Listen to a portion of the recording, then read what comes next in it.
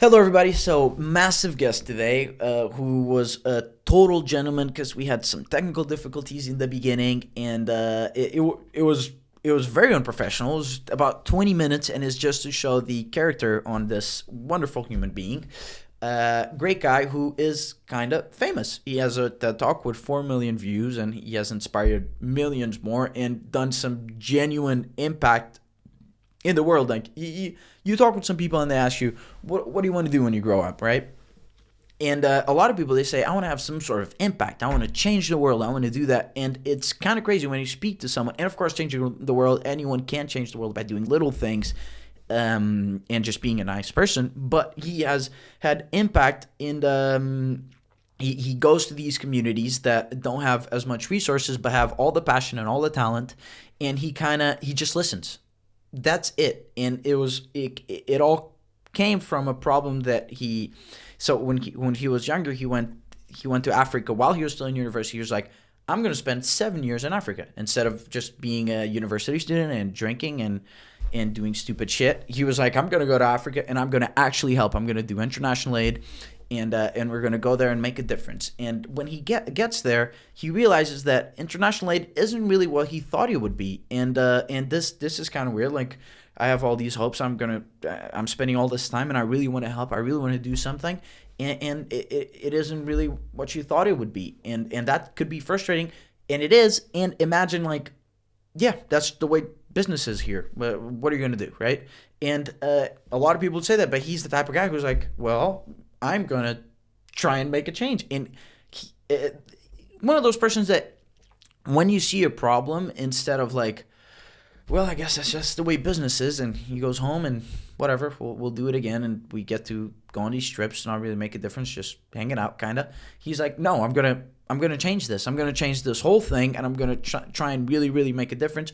So he went on, took a PhD, and then he not only did that, but he actively, in person, and he really made an impact. He did such an impact when he first went to Australia that the government asked him to keep going.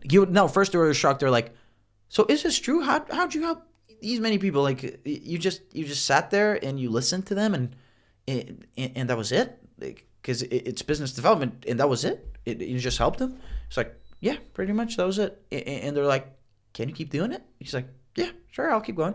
So he kept going, and then he's been on all these sort of countries, founded an institute, and he has 3 books. He's writing the 3rd one now, I believe. Just really, what a career, what a guy. And yeah, I have to try and keep this intro short because my mother, she's been calling me and telling me that they're too long, and people lose interest when you do them too long, and that's 100% right. It's mostly because, I don't know, I get on these rambles and it's hard to get out of them for some reason. But you have to stay loyal to your, like, some companies, they have their loyal target customer, like their perfect customer, the person that really enjoys the content and is just there all the time and really, really, you can tell that it's resonating somehow to these people. All this work that you're doing and acting a fool and kind of putting your face out there, it's all having some sort of impact, right? And my mother, first of all, she watches everything, likes everything, subscribes everything. This woman has evolved her technological knowledge by unbelievable amounts of capacities. So you're not supposed to know all of that about how to actually support a channel. She supports it in any sort of way. She posts stories to her friends. So 50% of the people that follow me are 50-year-old women, which is lovely. And then she goes on like Instagram or something when I post, oh, this is a new podcast and everything, and then my grandma does this too, and they go on there and they write in English because we speak in Portuguese. Whenever Portuguese people speak in English together, it's automatically word. And she goes on there and she writes like, such a wonderful episode. I wonder who this young man is. Wow. You should definitely give a listen. And then there's the same thing on LinkedIn and the same thing on all the platforms, and it's just amazing. So I'll try and keep this short. Me telling the story is not doing any favors, but I think I just had to say that because it was, whatever. I didn't know where I was going with that. But Ernesto, You guys are gonna love this. It's one. It's you can feel the passion. You know when you speak to someone and you can just feel. I'm gonna stay right here. And don't leave me be. Yeah, I can't let you go. Yeah. I'm sorry, but yeah, I'm so thankful. Thank you so much. And okay, let's just start. So you were born in Italy, Altino, and then you're Well, right now I'm in California. yeah. But you were born Yeah. in Italy, Altino, yes? Yes, born. Yes, Yes. yes, in a very Yeah. small village. Yes. And you spent your childhood there, and you went back and forth between Italy and Libya, where your dad worked For 3 years. for 3 years. So I had the most spectacular multicultural 3 years of my life because my friends were American, English, French, Spanish. They were Turks, Saudi, Palestinians, Maltese, and my two best friends. One was a Palestinian Muslim, and the other one was an Israeli Jew. We had three bicycles, and we were inseparable. So we were a Christian, a Muslim, and a Jew on three bikes, and it was like we were the owners of the city. And we so that experience was phenomenal for me because when I went back to Italy, then I never, ever felt comfortable with monoculture. See, in Italy, Yeah. we eat Italian food, dress Italian way, speak Italian. We are very, very, very monocultural, which is a little similar to Spain. And, we really believe that, we have such a superior culture, that we are, the blessed people. But if you lived in cultural diversity when you're a child, you treat people like people, not like what religion or what. Yes, you are aware of cultural diversity, and you are very respectful of the way they live their lives, but you know that you all bleed the same. Yeah, And this exactly. is very important because once you understand that underneath the skin we all bleed the same, Yeah. that's the most important thing to really understand humanity. And so, yeah, I came back from Libya already thinking about probably working internationally, Yeah, and that's what I that's what happened to my life, really. yeah, because it's fascinating because to me, when you grow up with this kind of, because there's two, like you said, two very different cultures, but you get to experience the monoculture aspect of it, and then the crazy multicultural where everything is so different and fun and interesting. And I'm wondering that probably was like the root that was kind of setting up what you would later do in your life, right? I'm sure. Yeah, Yeah, yeah, yeah, yeah. I am sure. I'm sure that was very formative, and I found myself going back to those years in another culture as very, very freeing for me. I was very comfortable in that environment, and there was something in the back of my mind that always was saying, uh, there is a very, very big world there. And I remember this idea that there is a big world has helped me, because then my life has been a life of living Italy and doing all sort of transformative things for myself, for my intellect away from Italy, and also studying authors that were not really studied at the time in Italy, like the psychologists of growth, the American School of Humanistic Psychology, Carl Rogers, Abraham Maslow, and then from that connection back to, you know, Austrian psychology, and for me, it was very, very important to leave Italy, actually. And sometimes I say to people, to young people, uh, oh my God, if you feel trapped, the world is a very, very big place. Yeah, yeah, and there's so much to do too, and I feel that because I've gone abroad, and all of my friends that had that same experience, they say the same thing, and it's just wonderful. So okay, and then you're hearing me lagging a little bit. No, it's a bit loud, but if you stay back from the microphone, it will be fine. Okay, okay, and basically then you started working for the Italian NGO while you're still in university.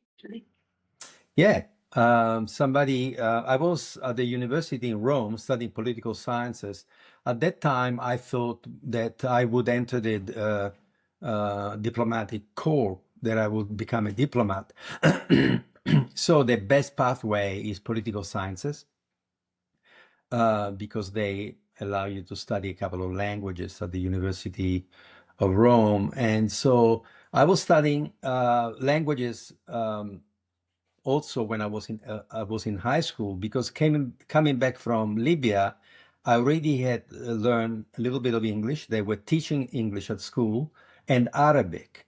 So I did not want to lose my English, was very important to me. So in the afternoons when I was in high school, I would go and study English at the Berlitz School. And then the language of diplomacy is French. It was French. And so I would also go and study French at the Académie Française of Rome.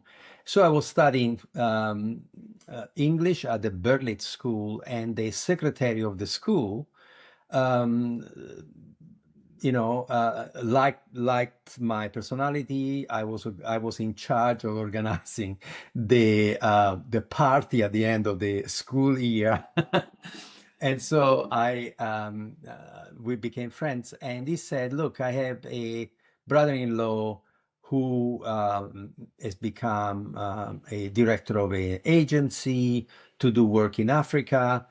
And I don't know whether you had the same concept in Spain, but in Italy, they passed a law in 68 that said if you do not want to join the army, you can instead go for 2 years as a volunteer in an African country, and they will be the equivalent of the army. So, because of that, many people who did not want to join the army wanted to go and work. And so, this non-profit was providing the personnel to go then work in programs of technical cooperation with various African countries. And so, this friend at the Berlitz School said, Ernesto, they need somebody who speaks languages, and you speak French and English. Would you like to go and see whether you'd like to work there? And I said, but I'm still studying at the university. I went for a conversation, and they immediately said, come and work with us. And my father was very upset. My father said, how much do they pay you? And I told him, and he said, I will pay you to only study.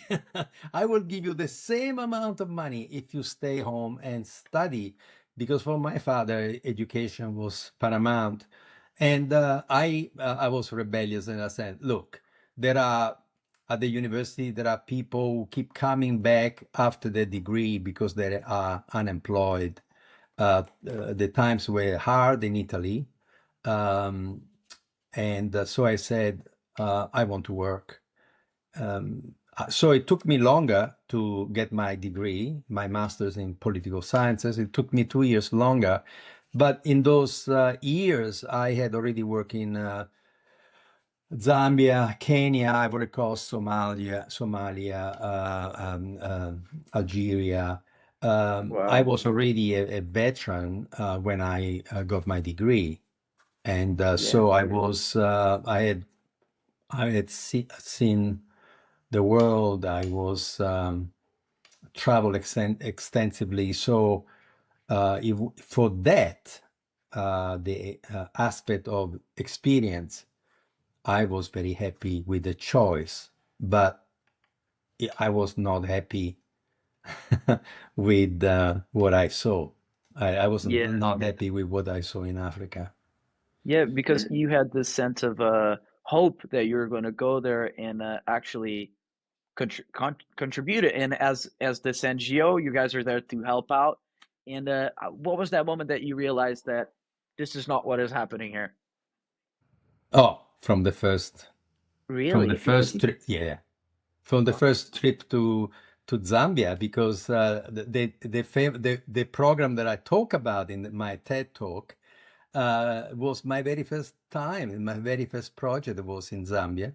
And I went to check on 5 of the volunteers that we have sent there. They had been down there for a year. And then I was sent to find out what was happening because things were not working very well.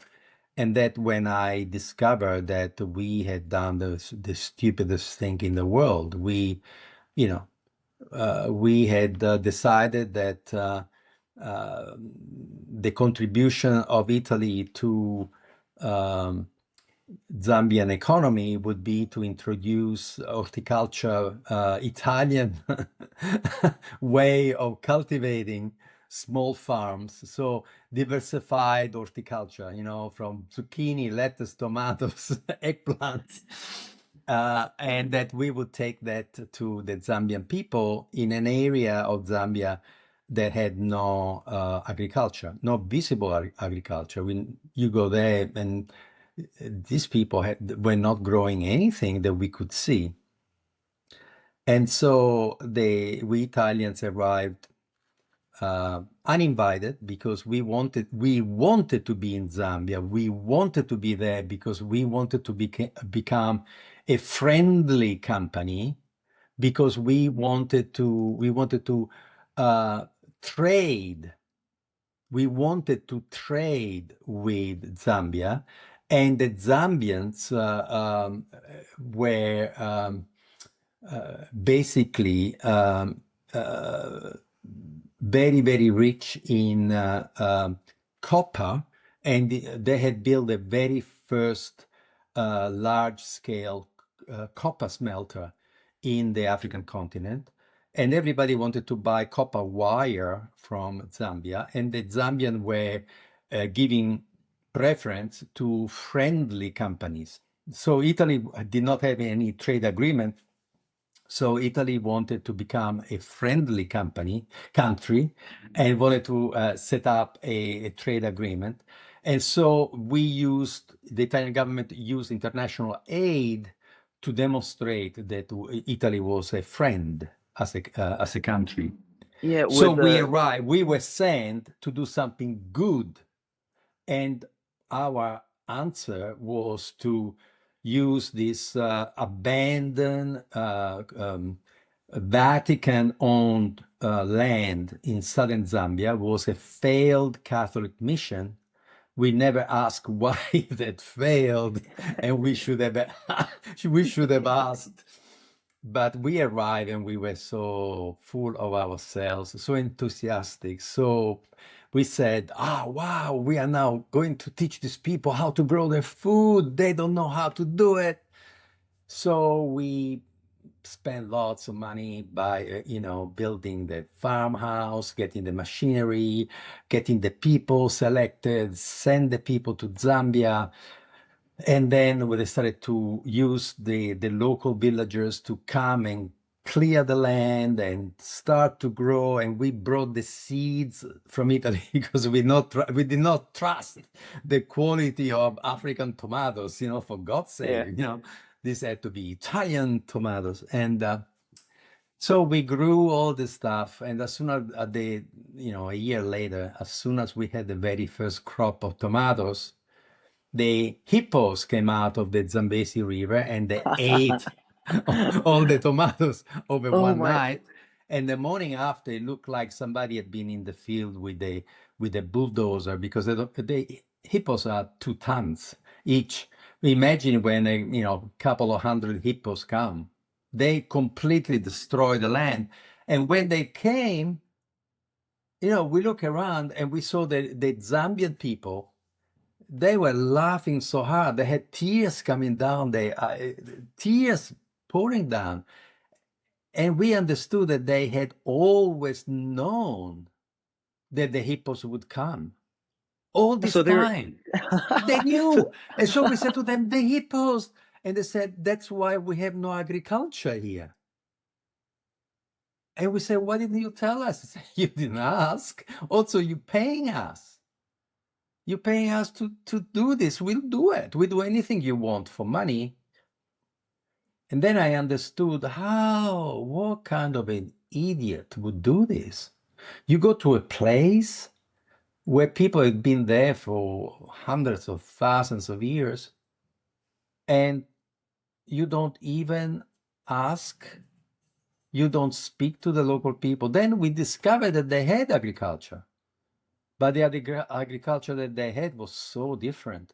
They would plant in the forest fruit trees, but hiding at the distance. Otherwise, the smell would attract the elephants. We thought the hippos were problems. No, the hippos were not a problem. The elephants were the problem. But we had never seen the elephants. We had not seen the elephants because we were not there during the migration time of the elephants. The elephants migrate twice a year. They go north and then they come back. And so we were so lucky that we had not put all this food on the ground when the elephants showed up. Because when they come 2,000 at a time. And if you put too much stuff so that they can smell it, they come and what can you do to keep elephants out of? It's not much you can do. Even the hippos are very hard to keep out of a field. So we discovered that the African people were so much smarter than us, the way they planted in a way that it was not dangerous for them. And so that was the very, very, very first experience in Africa. And I'm thinking, okay, now what do we do? So I went back to the office in Rome, and what they do they never tell the truth. They always blame the local people for every failure. This is what international aid companies, they cannot tell the truth, because if they tell the truth, they don't get the funding anymore. So all of international aid is based on a lie. It's not true. We don't do any good in Africa. Wow, and there's millions being spent for No, $2 trillion in the last 50 years. trillion 2 trillion in Africa. of international aid that essentially goes Well, nowhere. the book to read, I don't want to talk about Africa because I'm a European, but the Yeah, best person to ask is a professor from Zambia, who is a professor at Harvard University in economics, and her name is Dambisa Moyo. Dambisa Moyo now has a title in England. She's a baroness. Her work has been very, very important. And Dambisa Moyo has written a book titled Dead Aid.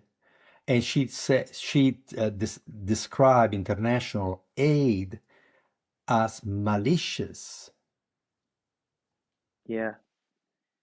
We do it for our own purposes. So my feeling now is that people should understand that there are two kinds of aid. One to address acute problems, and one try to address problems which are basically what's the word? When you have it will come to me basically, but the acute problem is when there is a revolution, a war, a natural disaster, when you have people who have been bombed, traumatized, there been an earthquake. In that moment, anybody can go there giving something to the local people. That's immediate. That's emergency relief. So You are accepted even if they don't know you, even if you are from another religion, another culture. You arrive there with supply, with medicine, with tents. You will be welcome. So everybody has in mind that what they do is acute relief. I am Médecins Sans Frontières. We go there. We are when there is a disaster. Instead of running away from the fire, we go towards the fire, and everybody will say you're a hero, and they will admire you. That's in response of an acute, a chronic issue. You cannot send the fire brigade to alleviate poverty. It's not their job. You see what I mean? Yes. So a chronic problem requires a systemic solution, requires that you look at the causes of poverty and you start to say, oh my God, okay, what can we do? When you do chronic work, if you don't listen to the affected people, you are going to end up with eggs on your face. It is impossible to address chronic problems without a deep, profound, respectful listening of the local people, because you don't understand what the real problem is. So I'm asking you a question, and I want you to tell me why this great international aid project failed. One of the most ambitious international aid program in the world was a program called the Millennial Villages. And the Millennial Villages was spearheaded by Jeffrey Sachs, who is a very, very well-known economist now he's a professor at Columbia. And Jeffrey Sachs, with the Gates Foundation, had this reasoning and this assumption. When you look at alleviating poverty in a village in Africa, it's very, very, very difficult to create, say, a factory there if the people don't have shelter, if they don't have drinking water, if they don't have, some basic hygiene. How are you going to set up a company in a little village or in a region in Africa if the people don't have to eat? They don't know how. They don't have drinkable water. If they have no toilets, you have to address that. But at the same time, if you address that, if you say, okay, housing, water, sanitation, what about they don't understand numbers? You have to bring education in. Yeah. And so you bring education, then you bring training. And then there are, oh my God, we need to do everything at the same time.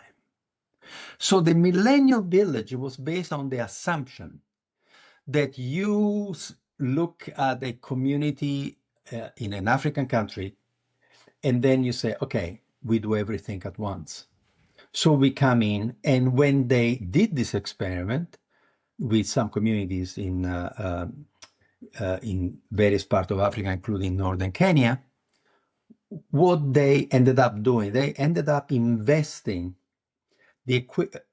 at that time, which was 15, 20 years ago, $35,000 American dollars per every man, woman, and child in that village. These are villages where the average wage is $1 American a day. So imagine you come in with $35,000 expense in a family of 4 kids. You're talking about, figures that are extraordinary. Yeah. So they arrive and they announce what they want to do. They come with the money and they start to spend the money. And everybody in the village is extremely happy to receive the kind of. My question to you is, why did the project fail when they were still spending the money? Yeah.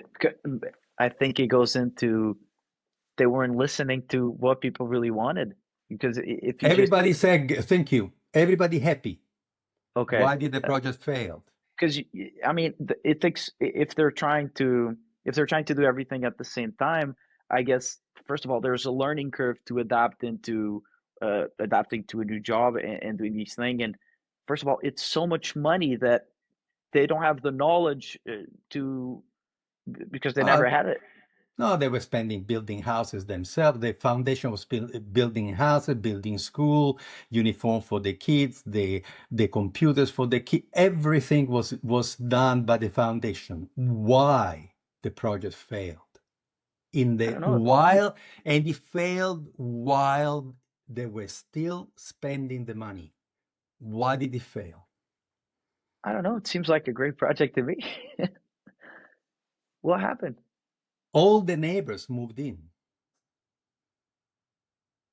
from all the other Um, villages. because he was just okay. Oh my God. Okay. Imagine I come to Spain to a community and I put $10 million per family. How Yeah. long it will take for that village to go from 10,000 people to 100,000 people? Yeah.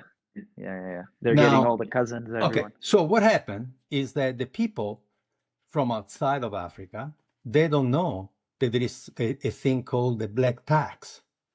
The black tax is that you are indebted to your family for life. And if you make money, you have to share it with all your family. So every migrant, every African migrant in Europe has to pay back the family for being in Europe. I didn't know that. Wow. It's billions of euros going back to Africa from the migrants because they have the telephone call from the mother to say your brothers are dying of starvation. So the day laborer in Spain sends money back to Zambia or Gabon because otherwise the children die. Their brothers and sisters die. So what happened is that there is a thing called black tax. If you do not understand the culture of the people, if you have no relationship, if you don't listen, if you don't respect, if you don't shut up and listen to the local people, you cannot do any development because you don't know. You see, you say it's a great program, but it's not you. Is a is a very famous professor of economics who specializes in development. I could have told him, "What the fuck are you doing?"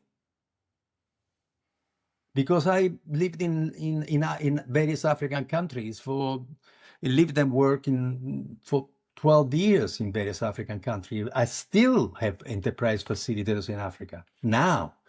So I've been involved for 40 years, 50 years. I started in 71, but I lived in North Africa, from when I was 8. What are you thinking?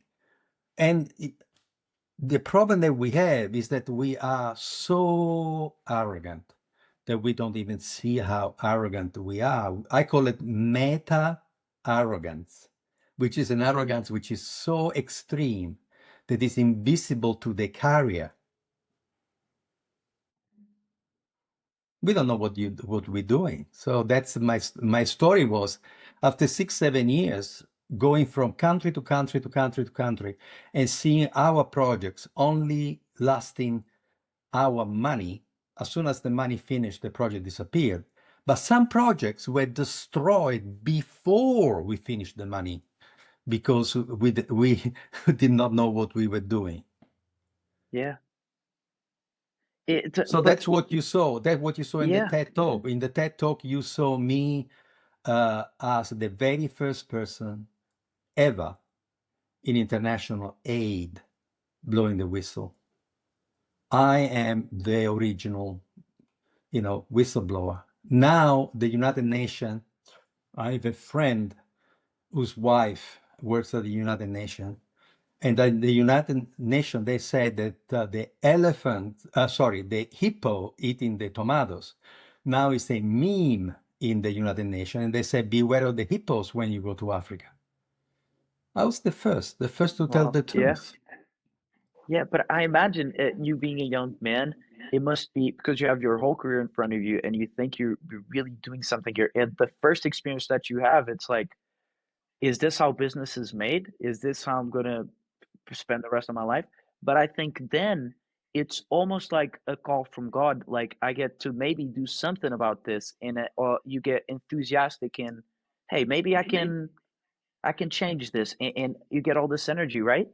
Yeah, but I had a mentor myself, and the Uh, mentor was a person I never met. I read a book. And you saw a TED talk, and you said that my TED talk was inspirational to you.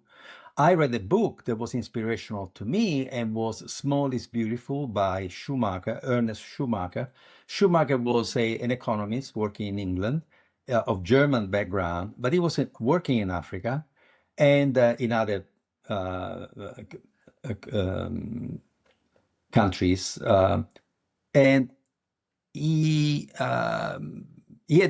book has been translated in Italian, and I had a new colleague, someone coming to our agency in maybe 3 or 4 years after me, and she had just graduated from a university in Bologna where they had studied this guy. And so when I was complaining to her about our projects and how miserable I was, that I knew that we fell again because it was an idiocy what we were doing. One day, I was talking to her and she said, "Oh, you're a bit depressed." That you, I said, "Yeah, very depressed." And she said, "Read this book." So I read the book, Small is Beautiful, and in a chapter called Unemployment in India, uh, Ernest Schumacher, the author, had written, above all in economic development, um,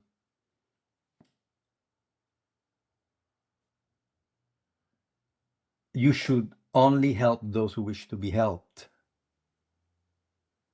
And this should be the first principle of aid.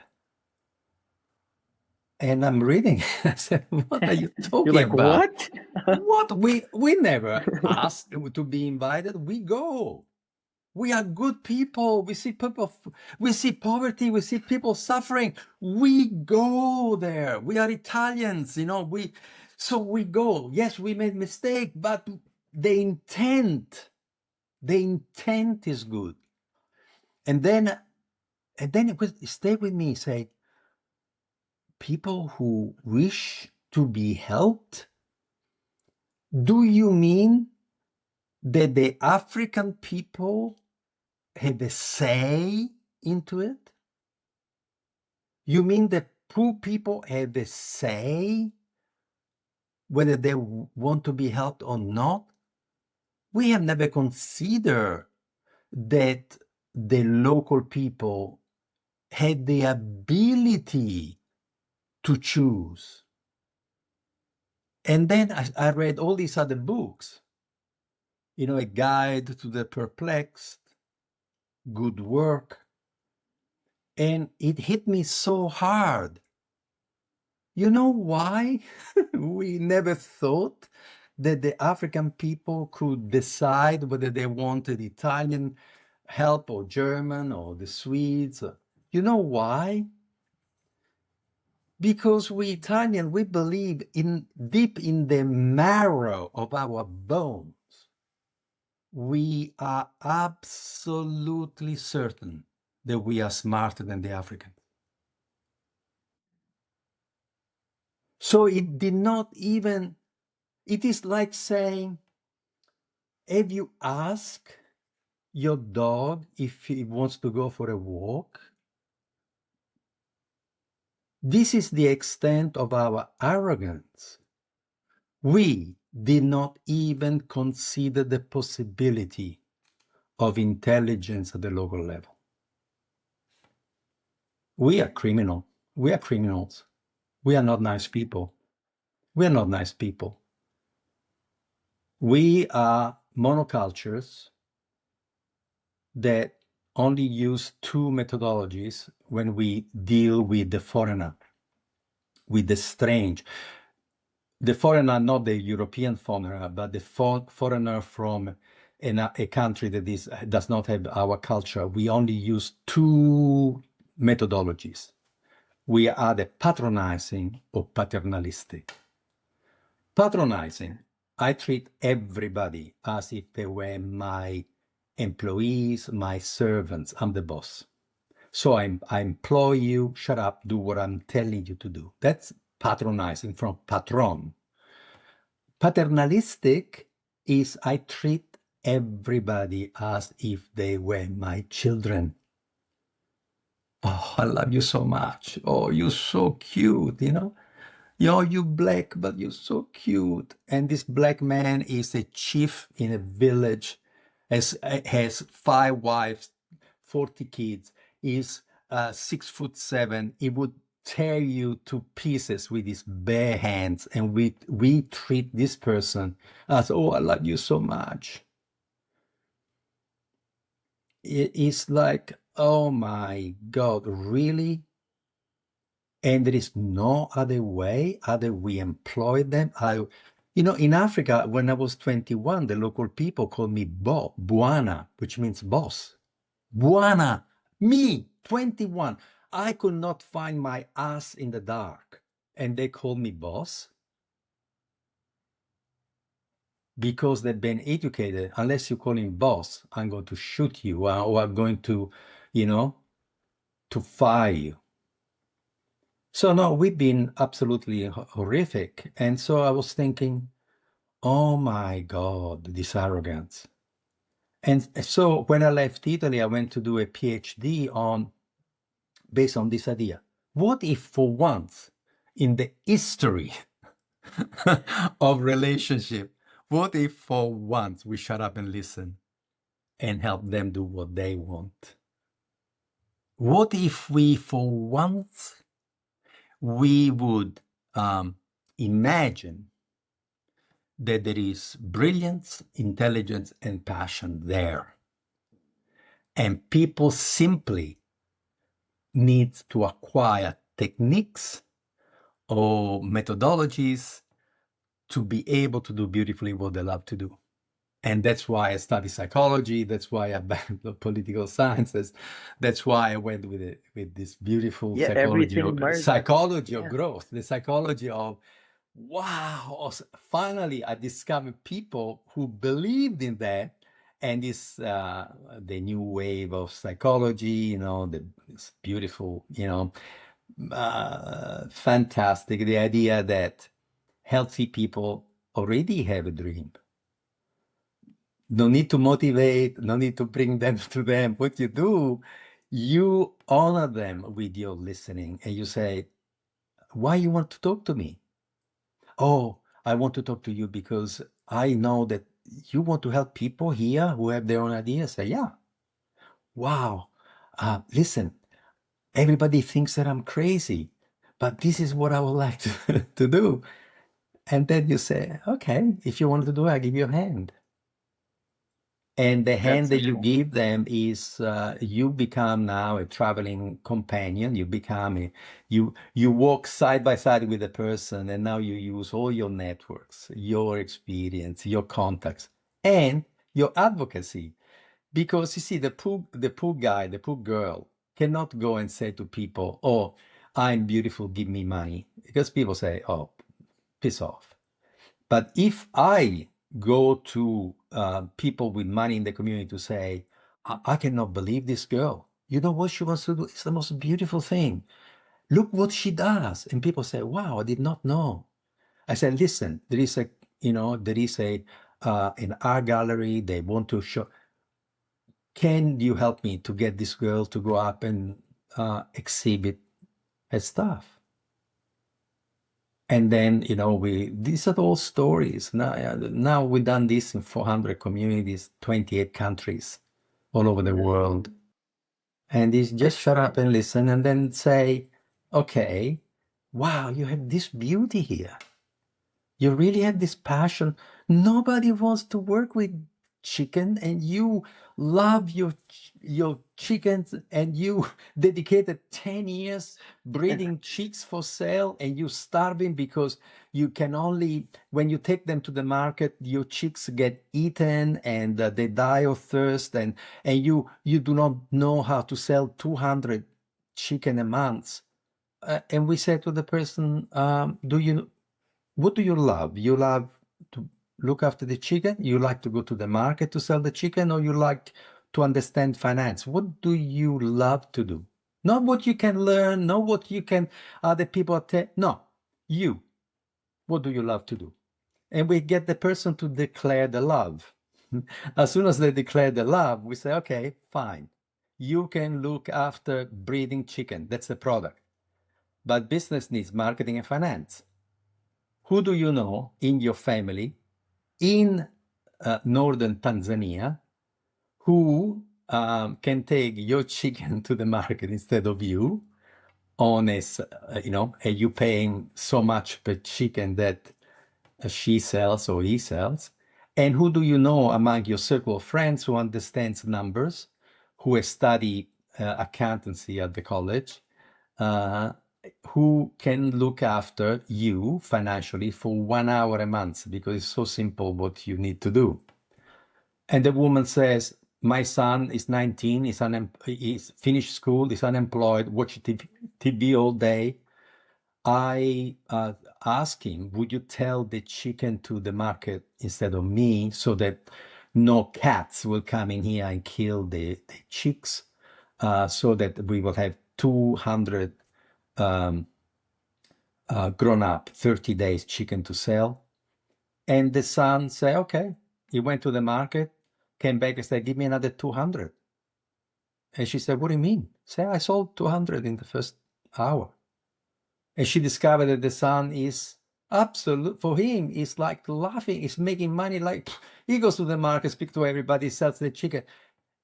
I went back after 6 months, and the woman said to me, Ernesto set up a company with 2 of my children. My elder daughter is a study accountancy. Myself and my son, we have a company, awesome. 33% each.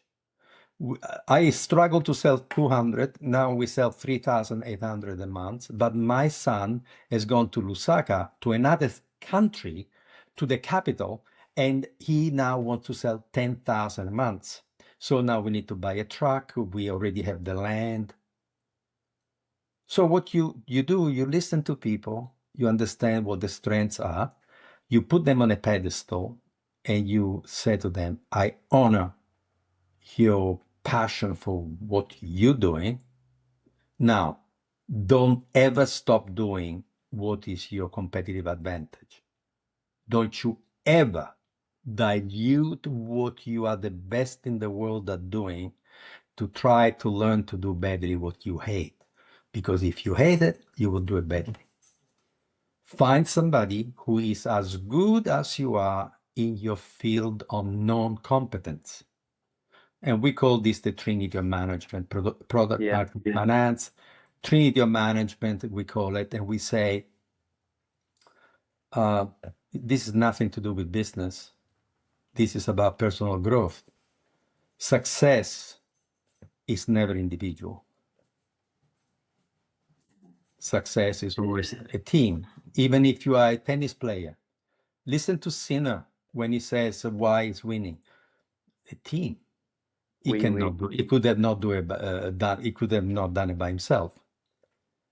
So yes, you have an enormous talent of a person, and then around the person you build a team that can do all the stuff which is essential for the success. And one person cannot do everything. There is no. Now I've written 2 books. I'm writing a 3rd book. Now I got a PhD in Enterprise Facilitation. Now I go around the world lecturing and speaking to people like you who say, why don't Why don't they teach this in school? The question that I have now is that young people say to me, why don't they teach this in school? It's because the university use a business model based on the Master in Business Administration, the MBA. But the MBA is a Master in Business what? Administration, which means they train administrators. Administrators are hired gun. They're soulless. They are not passionate about anything. They want the success of the company. So they know a little bit about every field so that they can go and find the passionate people, the monomaniacs, who are absolutely exquisite at the product, exquisite at marketing, exquisite at financial management. So the manager role is not to do anything, is create a phenomenal team.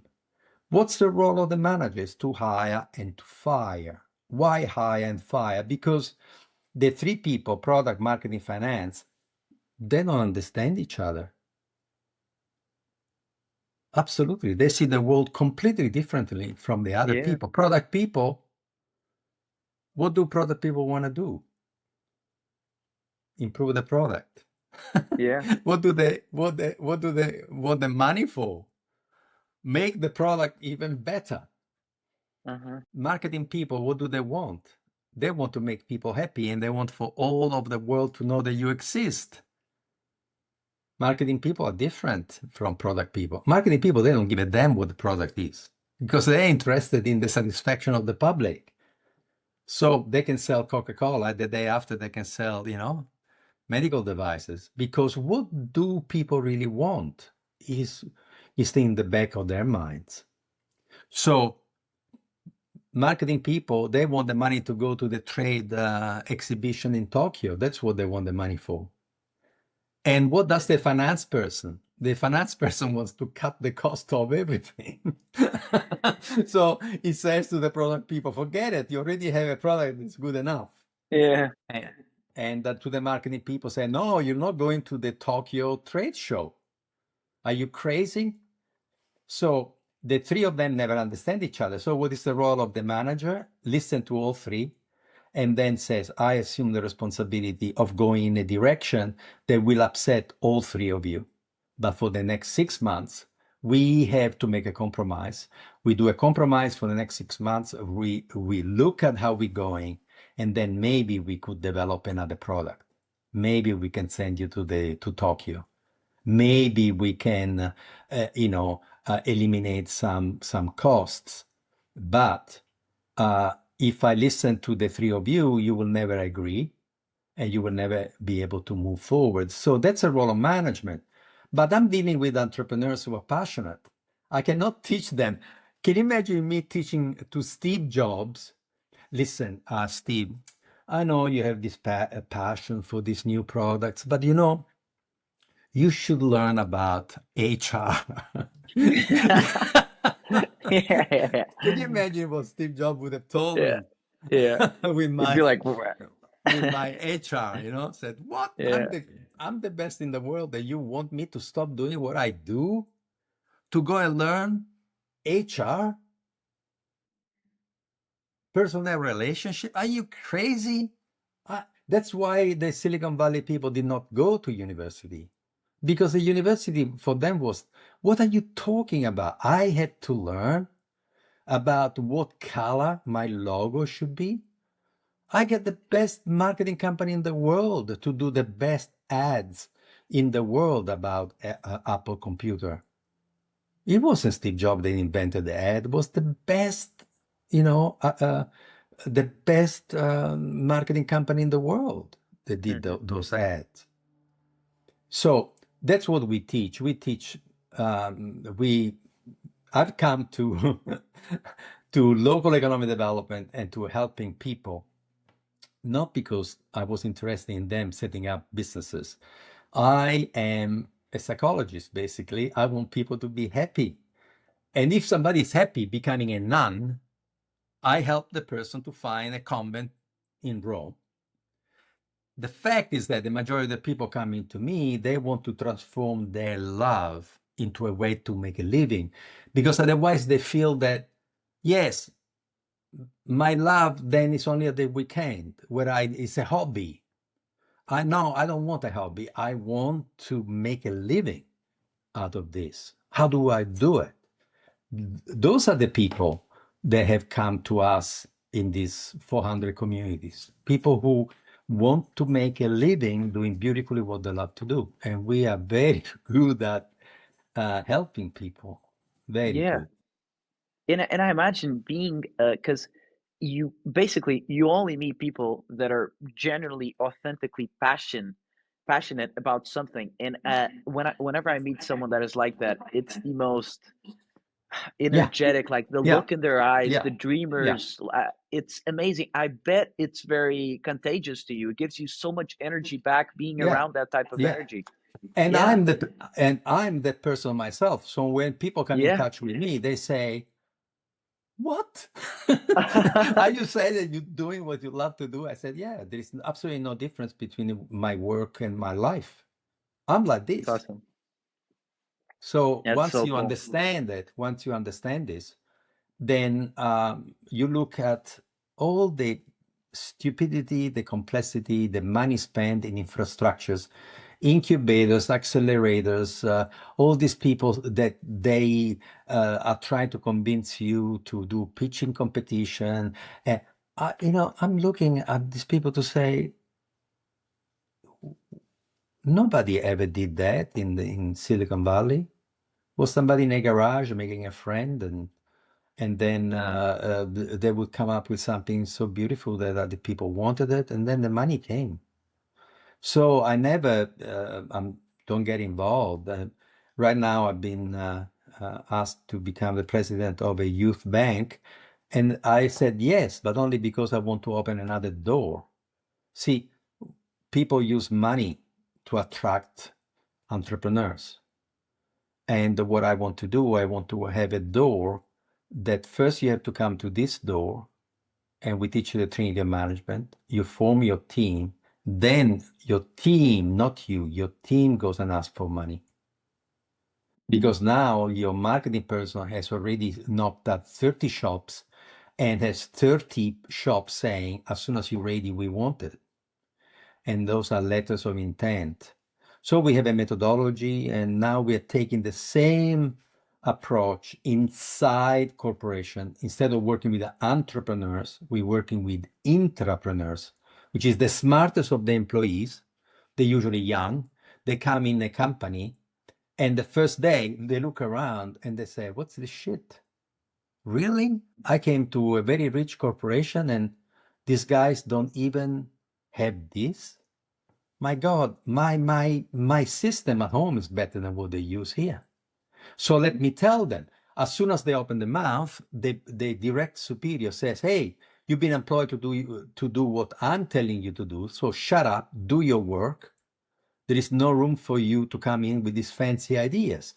So what we discover is that there are millions, billions of frustrated people inside corporations who have retained the entrepreneurial spirit, but now they have nowhere to go because they are under under the thumb of somebody saying, "Shut up." Yeah. So first you learn to do the way we've done it. But the moment that you learn the way they done it in the past, You your forgot your own. brain is shocked, because Yeah. now you cannot destroy what you have learned to use. It's Yes. so hard to destroy something. Instead, when you're fresh, you don't have any bias. They say, "Oh, why don't we do it this way?" And people look at you to say, "You just arrived. Shut up. Learn to do. We are selling. We're making lots of money worldwide." Say, "Really? But they have digital cameras now." "Oh, no, no. We had a digital camera. We Kodak. We had a digital camera. We already have done it. Doesn't work. So we go back to film." And the young people say, "What are you talking about?" So, you will be out of business in 10 years. Yeah. And and also it's amazing. I think it's almost criminal because what you just said, those young people that go into those companies, they're full of energy and excitement. They really want to get to work, and Yeah. instantly they're killed. They're shot in the head. It's like, Shot immediately. Yeah. it's First you become horrible. like us. So you Yeah. go in a place where you see people who are zombies and they tell you you have to become a zombie to be successful. And so young people now are saying, I go in, I stay a year, 2 years, make a living, learn what they know, and then I go to another company, learn something else, and then I set up my own company. Instead, we say, okay, let's have facilitation inside the corporation for entrepreneurs, and the conversation is confidential. So anybody from the company can call the person to say, listen, they drive me crazy. Do you realize what we are still doing here? I have this startup that my friends have setting up. Do you realize that we could do so much? We worldwide, our corporation adopting this kind of technology, we would be the best. We would kick ass. And the facilitator is somebody that we train, somebody who's very, very close to management, who is trusted by management, somebody with, some lots of experience, lots of goodwill, leverage with management. And this person listened to the young entrepreneur, because look, in reality, 40 to 50 is the largest number of people coming with innovative ideas. So young people, yes, lots of passion, but also people that have grown in the company and they see somebody outside. And they say, okay, leave the idea with me. I make some research myself and then I'll call you back. Make, few calls, and people say, yeah, it would be really fantastic. Why? Do you know a company that we could purchase, or do you know somebody? I said, well, I have one of my people. So I called the person back to say, listen, let's have a conversation with those people, and find out, whether they're interested in selling, whether they're interested in having a licensing the technology. Let's find out if it is possible. And then if it is possible, we do 30 days minimum viable product. 30 days we go and we make, we find a marketing person. We get this person to make 30 telephone calls to both internally and externally to say, what would you think if we would offer your company our technology with this service attached to it? And after 30 days, we look at the response. The response would be, now look, for God's sake, we're not ready for this. Honestly, our warehouse manager would go crazy if we change yet again because he's struggling with the new technology. It's not the moment. Maybe in a year time we'll revisit, but right now nobody really wanted. So you speak to your entrepreneur to say, listen, this is the answer. And the entrepreneur says, oh, okay, I keep my, but at least I've been listened to. At least we've done research. Or in 30 days, you have the response to say, oh my God, yes. Oh my God, this would solve so many problems. Oh my God, yeah, this would free 20 of my engineers if we adopt this technology. It would be fantastic. So then the facilitator takes that to management to say, are we authorized to do an in-depth 90 days bankable business plan to see whether we set up a new company associated with us, whether we spin a company from our head office, or whether we absorb it. And management says yes or no, but now you take people seriously. Yeah. And the greatest compliment that you can do to a person, honestly, what is the greatest gift You did a good job. you can give to a human being? That's why you should not feel sorry for tomorrow. for this morning delay in the conversation. For what I did. Yeah. Because the greatest present you can give a human being is to listen to him, to listen to her. It's the greatest. It means that you are relevant. you are relevant. Otherwise, yeah, you can think that you're great in your mind, but there is no evidence. The evidence is when you speak to your best friend, when you speak to people, when you stand up and you speak, and then you discover that, oh my God, I really touched a nerve. I'm speaking about my experience. I'm going away. I've done it for free. I've done it in New Zealand. From Italy, I had to go back to California and go and give a TED talk in Christchurch, that nobody knows where Christchurch is, for God's sake. And yet, you start to get people to come back to you, and millions of viewers. It's like say, whoa, so I thought I was alone. But then when you start to talk and people listen, you say, whoa, there is a meaning to all that struggle and that suffering. Because when you see something new, you're alone. Otherwise, it would Yeah. not be new. Yeah. So how do you deal with the solitude unless there is somebody who is prepared to listen to you? Yeah. And I gotta tell you, you sure are relevant, and I've learned so much. And I just want to ask a final question because I know uh, we're going over the time. But through all these, because I think shutting up and listening, not to kind of hit the same point, but I really do think that it's not only wonderful for business, but it's also something that can be applicable to every single aspect in life. Because if all of us start to shut up and listen, the world would be a much greater place. I think if people could just sit down and listen to one another and not have a certain objective of what they're trying to get, just shutting up and listening without knowing the outcome, I think the world could be better. And I wanted to ask you, out of all these years listening, what is the greatest lesson that it has taught you? The beauty, the beauty. It's now 40 years that I only see beauty everywhere. I discovered there is no geography to passion and intelligence. And also, I discovered that there is absolutely no link between intelligence and education. You can find an uneducated child in Africa that runs circles around a PhD, Peace Corps, student, volunteer. Intelligence is in the DNA.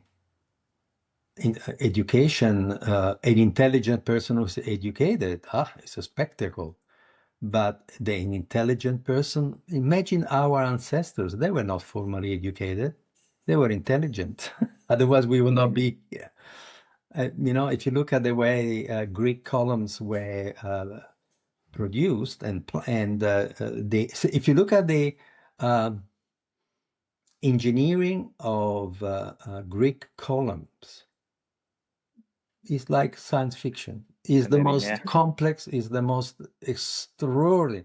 I mean, so how did they reach that kind of, that's intelligence. That's what the human race has done is magnificent. So yeah, I have been blessed by, I've been given a set of magic glasses and I only see beauty. There is a point.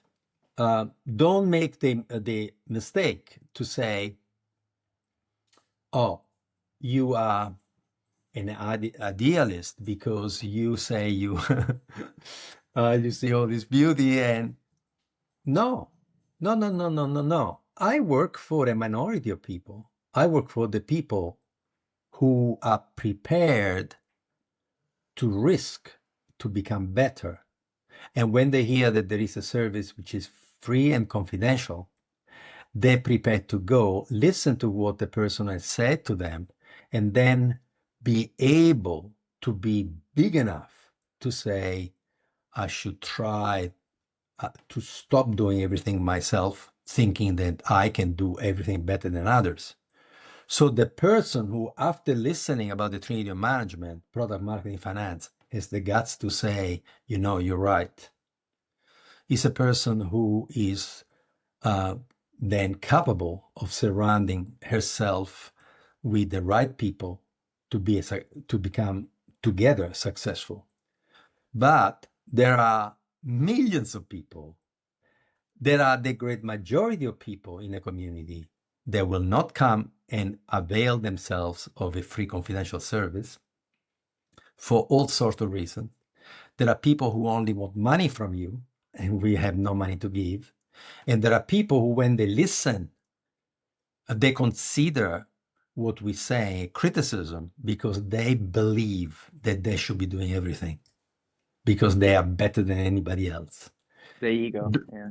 So we work with a minority of people who not only have done enough growing and enough suffering to understand that by themselves they will not make it, but then have the optimism, the intelligence to say, really, you giving free confidential advice for people who want to start an activity?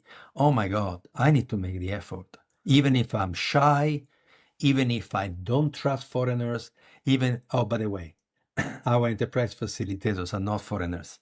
So was a wrong word. Even if I don't, even if I don't trust strangers, because the people trained as enterprise facilitators in our methodology are always local people from the community. So we train people who live there. Yeah. So they are already perfectly culturally Adapted. adapted and adept, understanding the dialects, the religion, the superstition of the local people. So, yes, we offer a service to the people who have.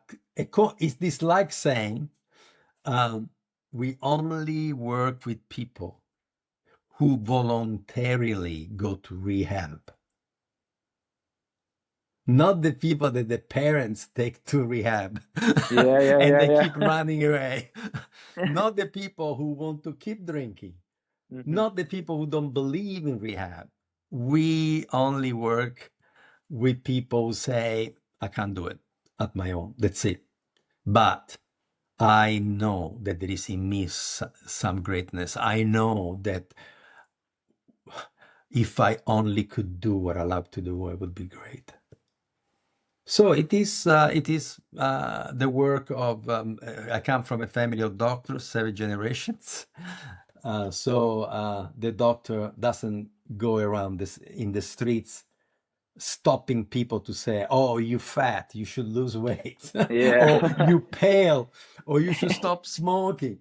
The doctors don't do that. What do the doctors do? They wait in their office for people to come. They wait for Yeah. people to say, I'm in pain. So, I mean, we in Africa, some of our enterprise facilitators are called the family doctors of business, the doctor of business. You go and speak to the doctor when your business has to when you're pregnant and you you need to give birth to a business, or when the business is not doing well, so the business is ill. Needs a little help. I know. Well, you've really, I think, a lot of people are going to be inspired. And the little thing that you said, I really want to make something great and do something like I'm sure there's thousands, millions, billions of people that have that same feeling, but for whatever reason they can't do it. And when I listen to your TED talk and when I listen to you speak and when I did the whole research on your life, it makes things. And I'm speaking from a privileged standpoint, and maybe I don't know what I'm saying, but you make things seem possible, or at least you give me the optimistic energy that I think someone needs to start something and do something with their life. So thank you, really, thank you for that. Start with yourself, start with respecting the gifts that you have received. I would like everybody in the audience to think about where is the kid, where is the 9-year-old? What were you special when you were 9? What were you special at doing? Were you a good friend? Were you a companion? Were you solitary? Were you a leader? Were you a follower? What did come natural that people say, oh my God, he has this talent. I don't know how, but, he has this talent. What were you good at doing? What did your friend appreciate you for? And then say, what have I done with the kid? What is he doing now? If I could go back to be appreciated for what comes natural to me, because up until the age of 9, you are appreciated for whatever stupid thing you do. Your parents said, this guy, he likes to climb trees, he's like crazy. How does he do it? Why? And then you appreciate it for what comes natural to you. And it could be anything, singing, dancing, building stuff. You know, kids are so magical. And then all of a sudden we lose all that because now school, university, parents, society, culture, Responsibilities, pressure, yeah. everything. And so Yeah. forget about that. But if climbing trees for you was exploring and it was to do with something with companionship, then you remember that it wasn't the climbing the trees, was the friendship that you had climbing trees. And the character of kids who were so dedicated to teamwork. And maybe, the thing that you missed the most is teamwork. And maybe you would have made the greatest, soldier. Soldiers. Yeah. So when soldiers come back from, being the army, they die of solitude because there is not anybody looking after them any longer. Mm-hmm. Yeah. So Yeah. there is no team. So there are some, the psychology, it's very, very important. Start with yourself, all of you. Take a very good hard look at what happened with the beauty. What happened? What have you done with it? Rediscover it. Accept the fact that it is your competitive advantage is to do beautifully what you love to do. Once you understand that, you say, okay, but this now requires for me to have an agent that sells my paintings because I cannot go and sell my painting. I feel like dying when I have to go and knock on doors with my paintings. See what I mean? Mm-hmm. Yeah. That resonates with me so deeply. I have a picture right there of I don't know, I was 4 years old maybe, and I like that thing of you have to. It's kind of you're doing everything for the little kid in you, and you're making him proud, and you're just doing everything so that all his fears and you're like the grown up looking out for him. Every time you do something, it's for that one person, and I feel like in a sense, it's that little part in us that gives us energy, and I love that you said that because it really resonates. Look, lovely talking to you. I hope that the registration has worked, that you can Yeah, get no, it worked. a transcript. And then if you want to stay in touch, absolutely stay in touch. Tell your followers to come and find me. I use lots of LinkedIn, and I'm not on any other social media but LinkedIn. And we have a website, we teach, we want to, if there's any opportunity to teach this to young people, let me know. If there is anybody who has any organization, institution, any educational, and the other thing is that we have this in various languages. We have enterprise facilitators who are Spanish speakers. So if there is something that comes your way, let me know. Yeah, Okay. 100%. I'll put all the links and I'll promote everything. Thank you, Okay. thank Thank you you. so much, and say thank you to Martha too. Absolute angel. I'm sorry for everything, and I had a Absolutely. great time. Nice. Thank you. Have a wonderful day. Ciao. Bye bye. Thank you so much. Bye bye. Bye. Trouble, you best beware. And though deep down, I know I might be headed for teardrops. Now that you got me started, I just can't.